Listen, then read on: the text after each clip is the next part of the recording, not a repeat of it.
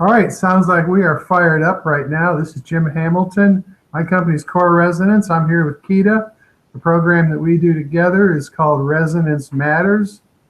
This is the 15th of March. I guess this is the Ides of March. I guess some people have to be careful, right? Getting stabbed in the back or something. That's right. That's why I've got my back to the wall. Exactly. Exactly. So Keita and I have been doing a program now. Actually, we've been doing this for well over a year. We used to do it with a little bit of a group, and that's changed. And so what she and I do is about a 45-minute talk, and then we open the last 15 minutes, and we invite people to have comments and thoughts and questions and whatever comes to them. So what we've been doing lately is we've been talking about actually how our reality creating works. And Keita, several weeks ago, had some kind of a disturbance going on. I forget exactly what it was. And it was showing up in her business life. It was showing up in a number of ways. And at the same time, it was also showing up in our communication. In other words, we had trouble with video, we had trouble with audio. I think 2 weeks ago we actually rebooted both computers several times. We rebooted my computer, all kinds of stuff. And what we're showing and what we're identifying and trapped on video is when our world gets out of sorts, it shows up in our reality creating. And Keita, why don't you, I don't even know how to pronounce your last name, so why don't you introduce yourself and what I was. Who am I talking to? Keita Spock. Think of Mr. Spock with from Star Trek with an SH start, sort of East European. There you go. So my company is KS Communications, publicist, writer, but I've also delved into very, very intensively into the field of happiness in probably the last 8 to 10 years. And with that has come a lot of study, a lot of introspection, investigation, research, prayer into what makes us click, tick, I guess, tick and click in one way, how we are as human beings. Snort already today, I don't know. In how we are as human beings and how we're carrying on this planet. And the more I've investigated and the more I've sort of encountered people like Jim, whose thoughts and sense of why we're here is moving along similar paths, in that we are not static beings. We're not meant to sort of just come and be passive here. And for that reason, first of all, there is this research, there is this curiosity on my part and on Jim's part to uncover how we're to move forward. What's going to make us better as people? How are we going to evolve, and what's maybe causing us to evolve? So the short answer to this is that as we become more aware of ourselves and what we're doing as we're living, obviously there are a lot of questions raised, but in the midst of those questions, there comes also process through the thinking, through the awareness raising, through the introspection that allows us to actually stand back and observe ourselves in our humanness, as it were.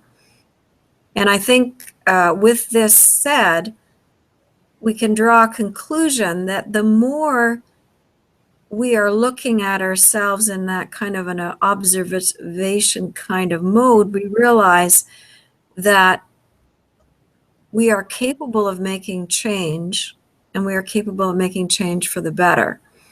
And how does that change occur?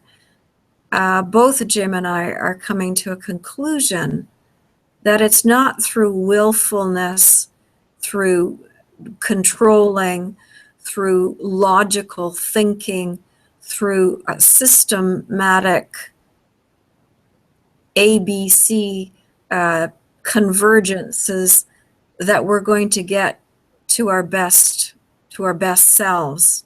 We're realizing, both of us, that it's not in the state of pushing and pulling and forcing, but actually in the state of letting and allowing.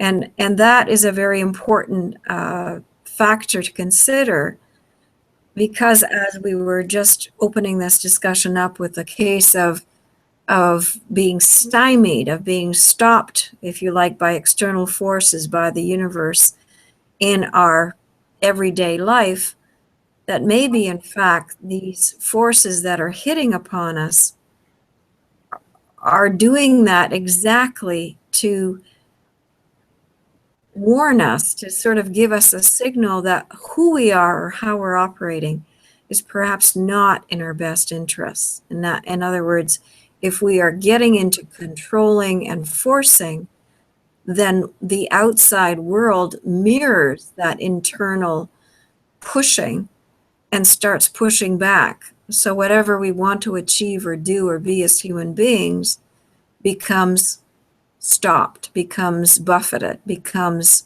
a form of turbulence. And that's exactly what I was experiencing about 2 weeks ago. So at this point, I'll let you come in, Jim, because you can sort of take the conversation further. Well, what occurs to me, and again, always well spoken, I really like our conversations and your capacity to express these kinds of things. There's a concept that I guess I wrote about, and it's our reality creating is a product of the quality of our connection with Source. So let me say that again. Our reality creating, our scorecard, is a product of the quality of our connection with Source. And our connection with Source is the opposite of resistance. It's the opposite of conniving. It's the opposite of driving with the mind to our end result, come hell or high water. And one of the things I like to talk about is the idea is I have always a number of adventures going on, and I kind of look to see which adventures the universe gets behind and fills the sails on, if you will, so that I don't have to drive, but I can find a partnership in my reality creating that the universe carries its part, if you will. And I think it's an important component to understand as far as the law of attraction, to understand how we create our realities. And then the next part of that becomes that introspective journey that we have to take so that we can watch or discover or root out our inner mechanisms that inadvertently are driving us, that are actually interfering with our natural state. And a very long time ago, this was known as cause and effect. I mean, it still is. But as we become more subtle in our nature, as we do this introspective journey and start rooting things out and learning how to move more to neutral instead of driving and pushing against what we don't want and revenge this and going to get even on that or going to get this come hell or high water, we learn how to mellow out. We still want to drive our stuff, but we want to drive it from clarity, and we want to make sure the universe picks up its part and carries it, and of course that way it takes all the effort out of it. And this is the subtleness of what we're all learning about. It's the subtleness of the conversation that we're having. Yeah, just to go back the 2 weeks ago in that sense, and I use the word turbulence, because again, as you become more subtle, as Jim is saying, and more subtle in your modus operandi, and it's everything from being subtle in your behavior to your interaction with others, to your understanding and awareness of the things around you. Subtlety then very much starts to dictate how you respond and react to things that are not subtle. So that what I call turbulence 2 weeks ago for me may not have been turbulence for me 10 months ago. It would have been, oh, it's a normal time or it's a normal day. And I think this idea of being able to differentiate between how you were experiencing your life before this sense of introspection came in, and then you're realizing that with this onset of subtlety, your capability to respond to what is turbulence and what other people would perceive as being and completely normal begins to show, begins to manifest. And in the state of turbulence, it's interesting because instead of panicking or getting too worried or going out of control or getting angry, I was trying to understand the why. And in doing so, I allowed myself to get right into the density of the turbulence. Before, I would probably avoid it, get away from it, get angry at it. In other words, mask the turbulence with my own outer emotions. But in facing turbulence or the state head on, very, very clearly and transparently, what it actually did, and I use the term in my gentle messages that I send out, I use the term, I felt like I was being recalibrated spiritually. I'll repeat that. I felt like I was being recalibrated spiritually, as if an unseen force needed to sort of shake me up a bit and attune my measurements so that I was back in balance. And I'm literally saying this now without having thought of what I was going to say, because I'm allowing the words that are coming to me now to describe this experience. So it's interesting in that idea that the universe or the cosmos or innate intelligence or the bigger scale of order that thrives is recalibrating you. Think about, let's say, an athlete, somebody that becomes an athlete, and they start out in, let's say, not only poverty, but they start out in a family environment that is really a poverty consciousness, let's say. And the person that wants to be an athlete, it's in their wiring in part. They're just driven to excel, and they do it on the basketball court, or they do it this way, or they do it in the soccer field or whatever. But what they do is in the contrast of what they have that, I won't say they don't want, but in the contrast of what they have, they establish that they want something else. And as they push and pull, they kind of recalibrate themselves, and it's done very much at a mind-driven level. And so we can use the contrast of tension, the contrast of certain kinds of failure, or the contrast of climbing the ladder come hell or high water to kind of reestablish our patterns and habits. And so this, what's the term you just used? Recalibrate. We can do it we do it all the time at very fundamental levels. We climb out of the hole. We get back on top, and we do it over and over again. And I think it's the difficulty is what causes us to push to have more. But there comes a point that, so this calibrating is always going on. Recalibrating is always going on.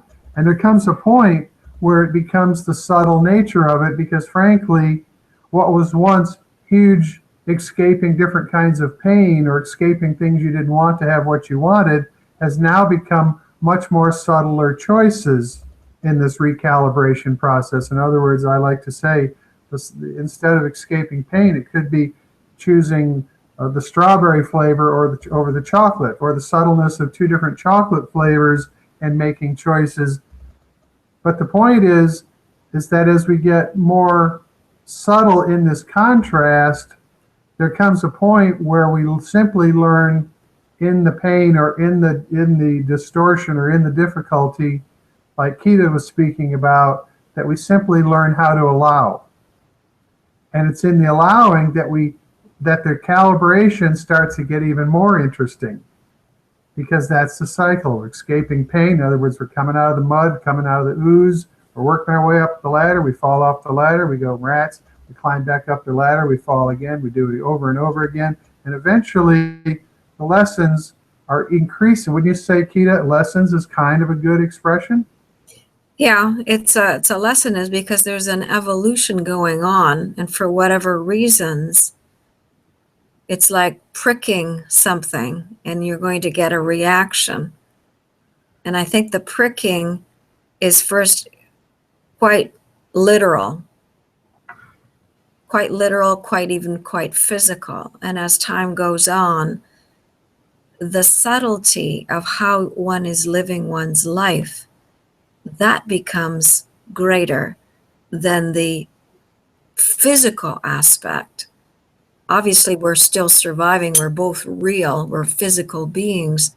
But I think there's a greater interest and a greater preoccupation with the unseen, with what also exists besides the physical. And as you enter into this arena of greater subtlety and nuance, even a form of sophistication, because concepts and thoughts begin to take on new meanings and a more profound meaning, more thoughtfulness, literally.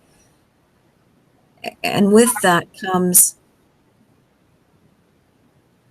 not a leave taking of the physicality, you're still here, but there's a greater interest and curiosity beyond just being physical, beyond just existing.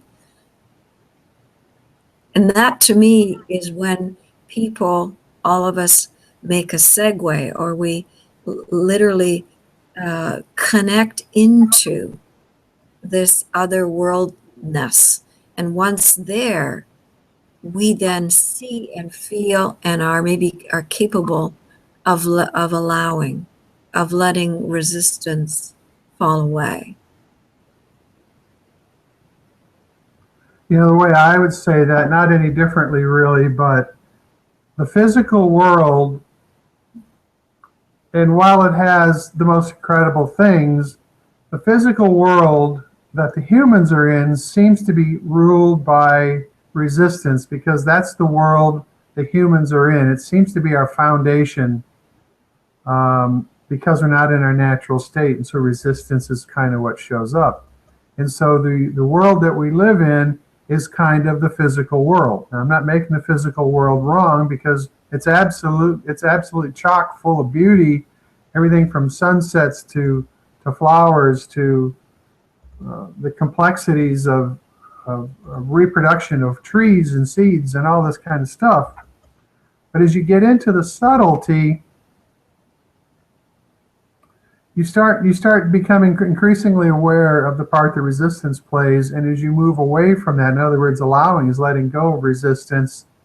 And what happens is an exploration becomes available that you can't get to from resistance. Resistance kind of limits your world.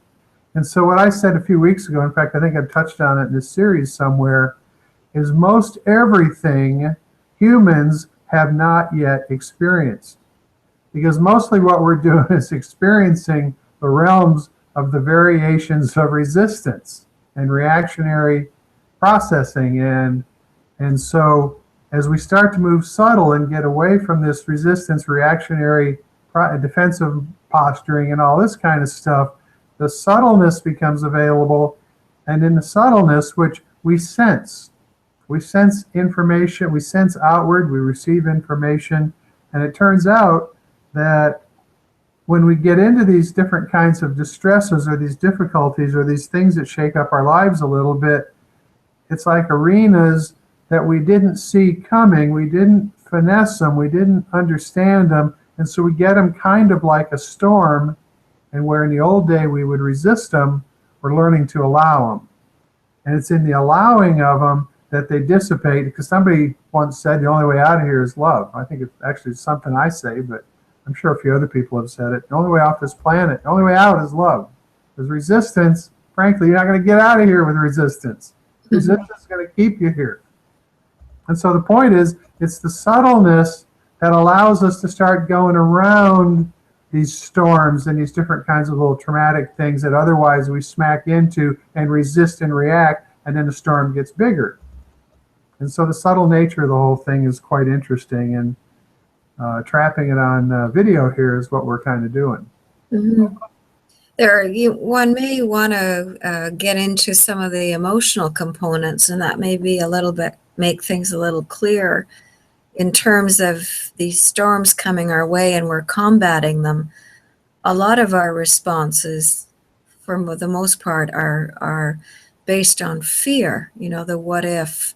And as the adage goes, the greatest fear is fear itself. If you can face your fear, I mean, how many times have we heard that? And I think there's an element of truth there. The facing of fear, or the fear you are projecting, which in many ways is not real at all. But when you project fear and you're trying to face it,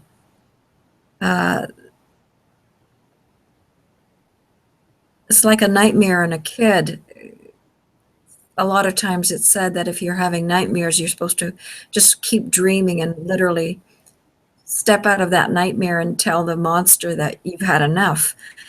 And to a certain extent, the idea of facing fear and facing this whole idea of our resistance and our need to control, these are fear inspired and fear engendered aspects of our survival as human beings.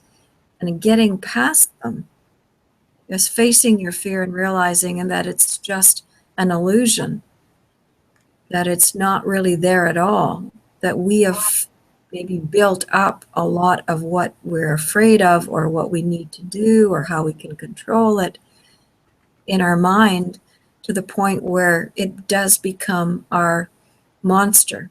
And I think again, referring back to the turbulence I was experiencing, I realized that in going through it and allowing it, the monster was defeated. There is no monster. There really is no monster. And once one has that experience, I got through it, or I did it, in the sense that I was simply here myself in acceptance. That is what allowed me to come out the other side, nothing else. I remember when I was 8 years old or 7 years old or 6 years old, I lived in Michigan at the time, and the house had a basement, as they all did, I suppose.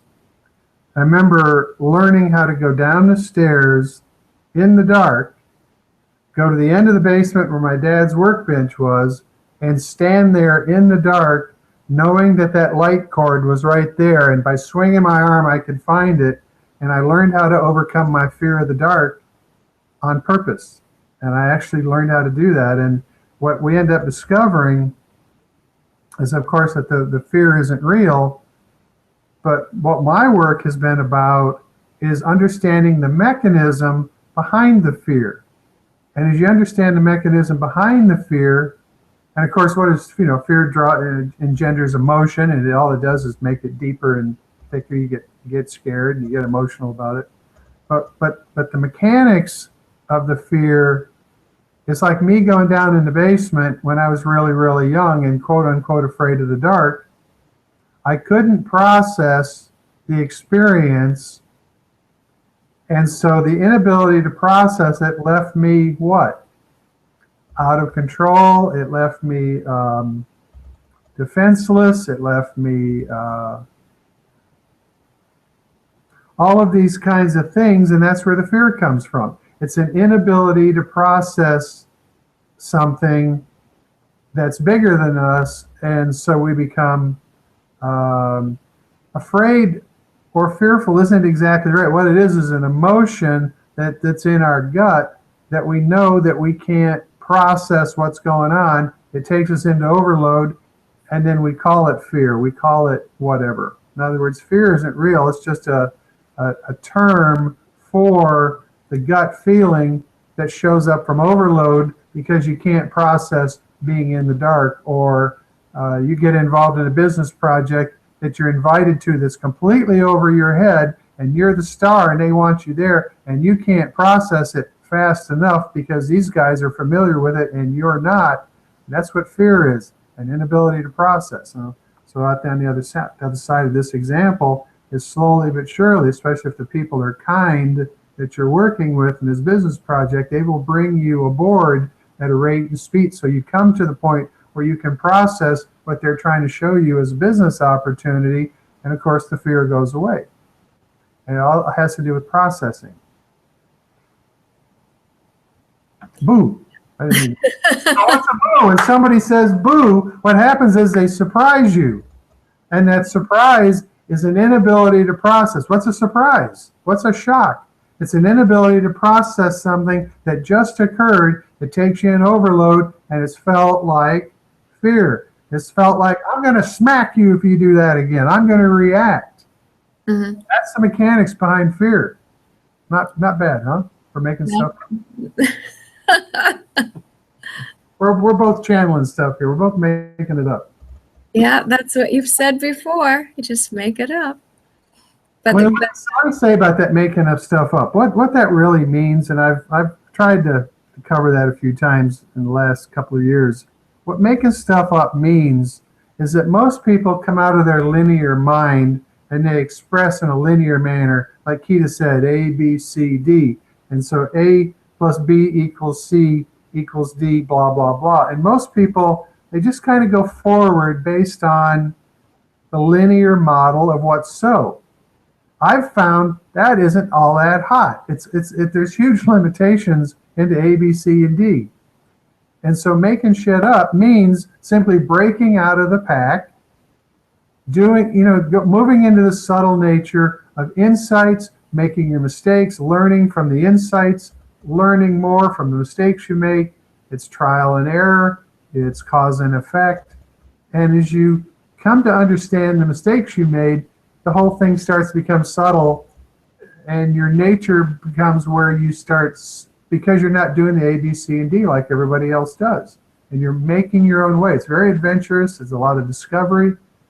And as you go through this trial and error process and discover this introspective tool that is your very nature, the whole thing starts to lighten up. It gets magical, and next thing you know, you're writing books about what you're discovering and having a lot of fun. And next thing you know, you're on the phone on video trying to express these ideas to other people. And the fun part is there's lots of people out there that this stuff is important to them, but it's never been expressed to them before. Or it's been expressed to them a little bit, like maybe they've seen the movie The Secret, or maybe this, or maybe that. And all of this is quite real. And some of us have had the calling to explore it, come hell or high water, to say A, B, C, and D is not enough. And I want to go off this way. And that's where the idea of making shit up is we're following our nose. We're listening to what our gut tells us. We're going, man, that didn't work out very well, listening to my gut. And then you think about it, you go, my mind was screaming at the same time that it wanted this. So you didn't really get a pure version of what your gut was telling you, what your intuition was telling you. And so you whittle this down and you clean it up.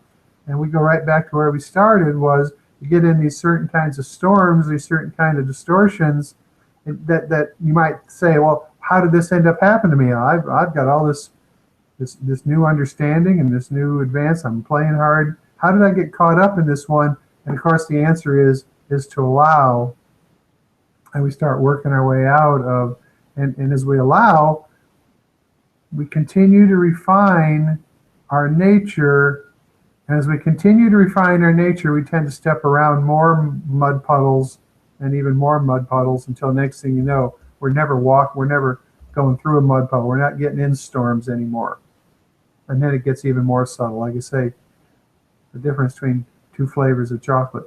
Because there's always going to be contrast on this plane. Yeah.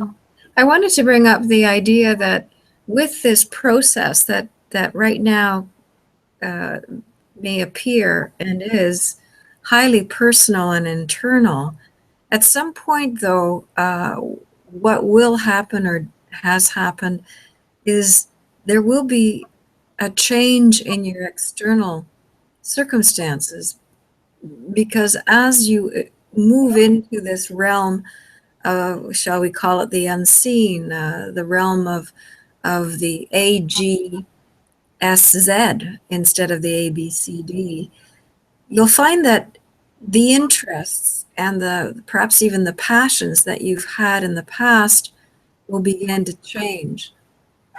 And your sense of what is important to you and what is important in the world will also change.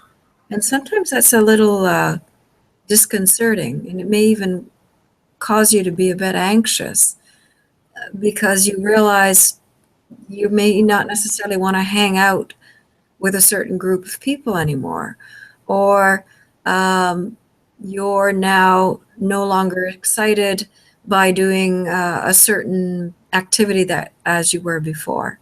And in my experience and in speaking with others, this is exactly what does happen. It's a very natural occurrence of the shedding of habits and rituals and traditions and behaviors that you've maybe carried around for years. And I'll tell you something, people will say to you, you're not yourself anymore. You're not, what's the matter? Is something wrong with you? You're just not being yourself. And you could be very straight with them and say, no, I'm not being myself. I am, in fact, changing. They won't maybe sense the real reality of that, but inside you will know I am changing. And so therefore, certain activities, certain needs, certain assumptions, certain beliefs, all those things will start to modify, will start to change, or will completely disappear by your own volition. So when you're driven purely by your mind, and my world says the mind is reactionary, it's resistance based, it's survival based, it's defensive posturing based, and your world is made out of that, and the people that are in your world are a match for you in this resistance based reality creating. And as you move into the subtleties and you start moving out of the mind, you start moving into less resistance and more allowing, yeah, your reality creating is going to show up, and some of your friendships will shift too. You might even find some of the most troublesome relationships will definitely start to fade. Those are the ones that will go first, because as you're no longer in resistance with them and in that dynamic of back and forth, as you start to move into the subtleness of allowing instead of that active resistance, the relationship no longer maintains itself, it falls away. And you might say that what you've really done is you've moved up an octave. And people that want to stay in the resistance and the reactionary posturing, they'll stay down there, and you kind of move up a level. And over a period of time, you'll see your whole world will upgrade. And frankly, the term synchronicity, harmony, and order is a phrase that I created as kind of an expression of what it's like to move into a less reactionary based world and more. In other words, synchronicity, harmony, and order is a measure for the increasing quality of your connection with the cosmos. And in other words, less resistance backed reality creating. It might be interesting to bring up the levels that we've alluded to before, the chart. Math consciousness? Yes, I think it would be interesting just to give because your last few remarks, Jim, are hitting on the whole idea of a sense of ascendancy. And in all of this, there is no sense of, well, we're better or this. There is no judgment in all of this. There is simply observation and an idea that there is ascendancy, and with that is non-attachment and non-judgment. But in actuality, ascendancy allows the world to be a better place. And isn't that what our whole purpose here is as as human beings who have souls and are perhaps trying to make a difference. Yeah, it's like everything evolves, everything moves forward, even though sometimes it's hard to see. And the humans do too. And in part, we do it by making new choices. In part, we do it by being tired of our gut being roiled all the time, or being upset, or where do ulcers come from? It's I'm worried about this, I'm worried about that. As we learn how to let go, our world starts to change. And right this second, I'm trying to pull up a link here, and it's not really doing it. I will say I have a lot of windows open, but start this over again. Because this may be, the chart may be a good way to bring this discussion to a close, and also maybe anticipate what we can talk about next week with respect to the whole idea of moving along a path that allows for a form of personal enlightenment and fulfillment. Yeah, so I'm having trouble pulling this map up. But let me see if I can do two things at once here.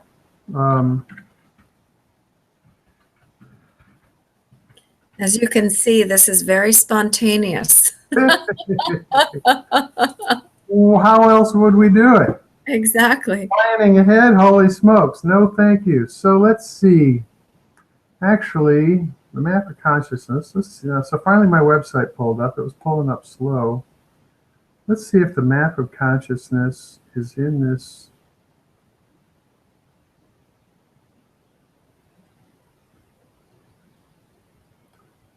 I guess I'll have to do it the old-fashioned way. Looks like I don't really have a link on my site directly to it. So let's just type in / map of consciousness.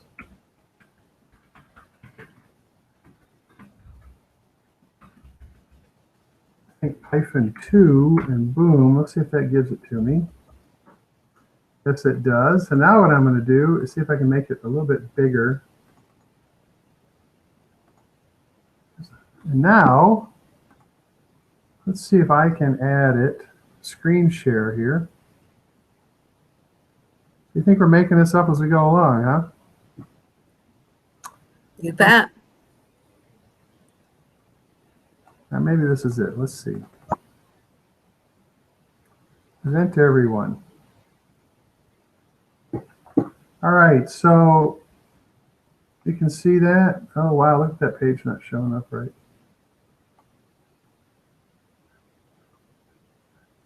It's not showing up right.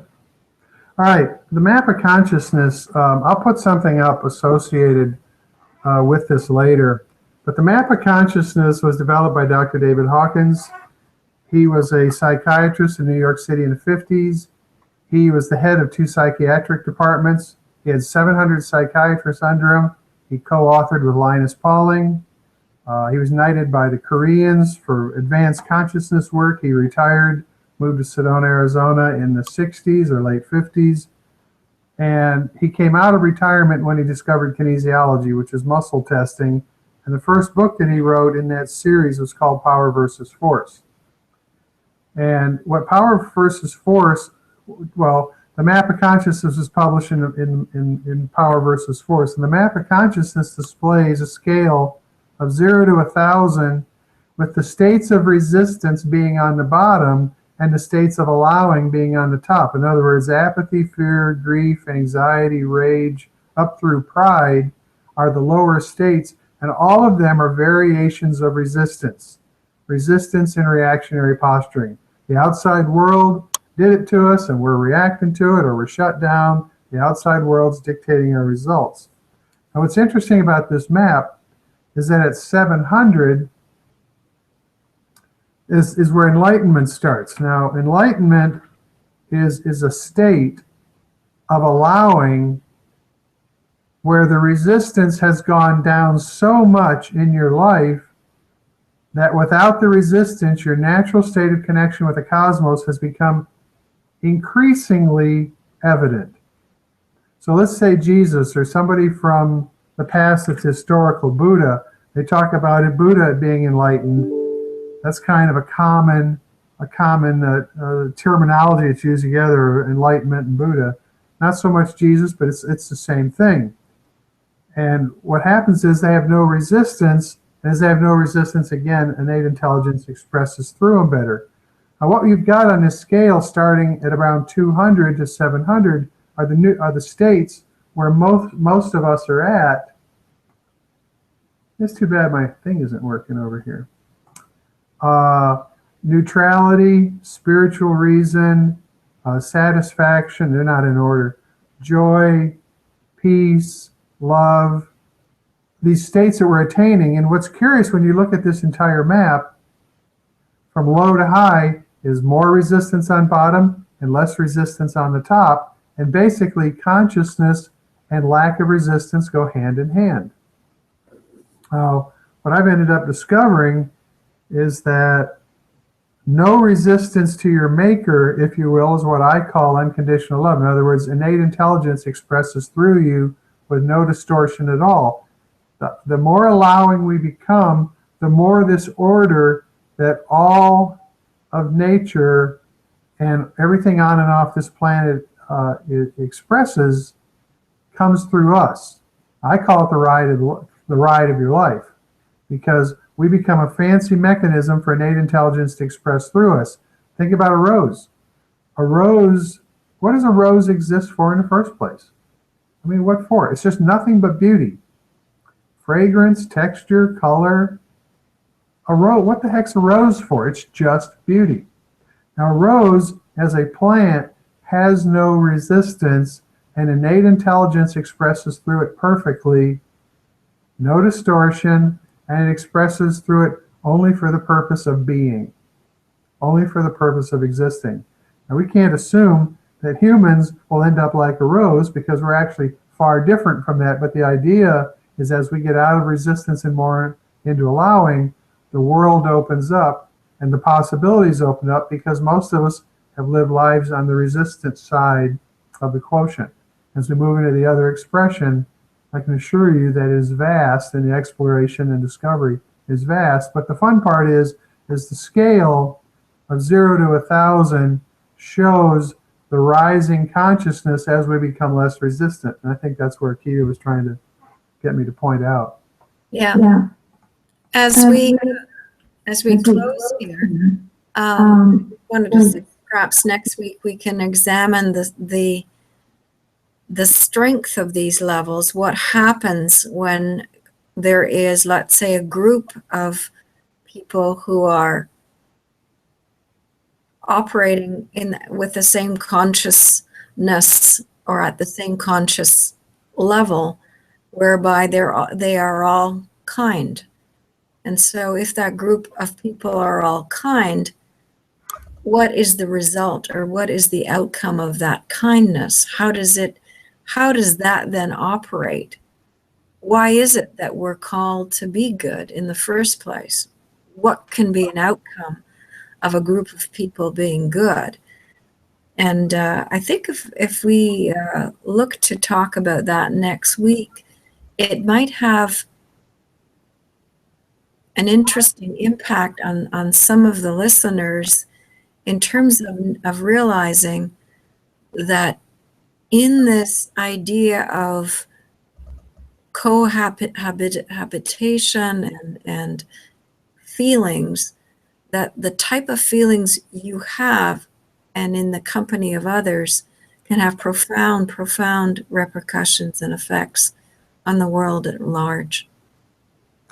So that is another factor of the map of consciousness, because the higher you get on the scale, the more negativity you counterbalance. One person on the map counterbalances the negativity of 70 million people. Them's quite the numbers, as I like to say. Yeah. So it's interesting. We can maybe even if we dare even plan, or something will come up spontaneously, is perhaps think of examples where the power of a positive energy or a positive thought, what kind of an effect it had on a certain situation or in a certain group of people, or perhaps in a presentation, etc. That would be interesting to look at. It would. One of the things I can say is that the more conscious you become, the more allowing you become, the more efficient your life becomes, and easier to run and operate your life. It simply gets simpler, simply gets more efficient. I think the humans will one day discover the efficiency component of consciousness, because as we become more conscious, more is available to us. Yeah, for sure. So, shall we say? So, shall we close the session? We certainly can. You want. I was gonna tease with doing a prayer. I was being silly. Sure, if you want to. No. It's not. Wait, this whole thing is a prayer. That's right. I think there's a great sense of